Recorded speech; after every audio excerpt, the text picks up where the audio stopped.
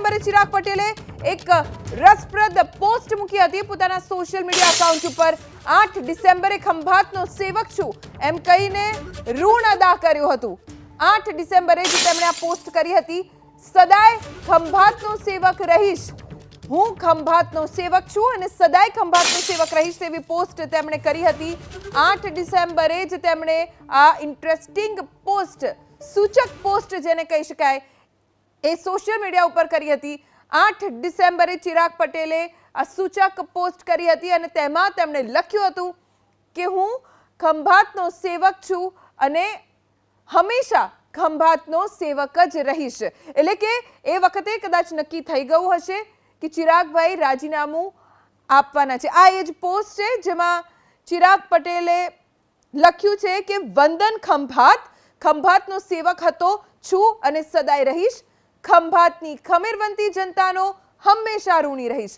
ક્યાંય કોઈ જ પક્ષનો લોગો નથી દેખાઈ રહ્યો, માત્ર તિરંગો જોવા મળી રહ્યો છે, ખંભાતનો નકશો છે અને ખંભાતની જનતાને નમસ્કાર કરતા ચિરાગભાઈ પટેલનો ફોટો છે। ક્યાંય પણ કોંગ્રેસનો લોગો, કોંગ્રેસની કોઈ પણ ચિહ્ન ચિરાગભાઈની આ પોસ્ટમાં નથી જોવા મળી રહ્યું। ખંભાતનો સેવક હતો, છું, સદાય રહીશ, ખંભાતની ખમીરવંતી જનતાનો હંમેશા ઋણી રહીશ। આ શબ્દો ચિરાગભાઈ પટેલે પોતાના સોશિયલ મીડિયામાં પોસ્ટ કર્યા હતા। આ વાત છે 8 ડિસેમ્બરની। જો આ પોસ્ટ જુઓ, જે પોસ્ટ તેમણે મૂકી છે એમાં ક્યાંય પણ કોઈ પક્ષનું ચિહ્ન નથી દેખાઈ રહ્યું, માત્ર ને માત્ર ખંભાતનો નકશો છે, ચિરાગભાઈ છે અને ઉપર લખ્યું છે વંદન ખંભાત। શું સંકેત આપ્યા છે ચિરાગભાઈ પટેલે, આવો સાંભળીએ।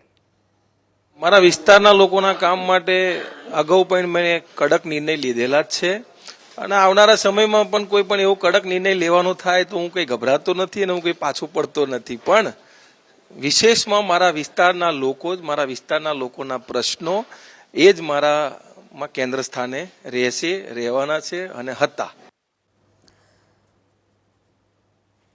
બે વાત, એક તો 8 ડિસેમ્બરે પોસ્ટ કરી તેમણે અને તેમાં ખૂબ સૂચક તેમણે લખ્યું છે, એ વખતે કદાચ નક્કી થઈ ગયું હોઈ શકે છે કે તેઓ કોંગ્રેસમાંથી રાજીનામું આપશે। બીજી વાત, આજે તેમણે પોતાના વિસ્તારના પ્રશ્નોની, વિકાસની અને વિસ્તારના જનતાની વાત કરી અને કોઈ પણ કડક નિર્ણય તેમના માટે તેઓ લઈ શકે છે।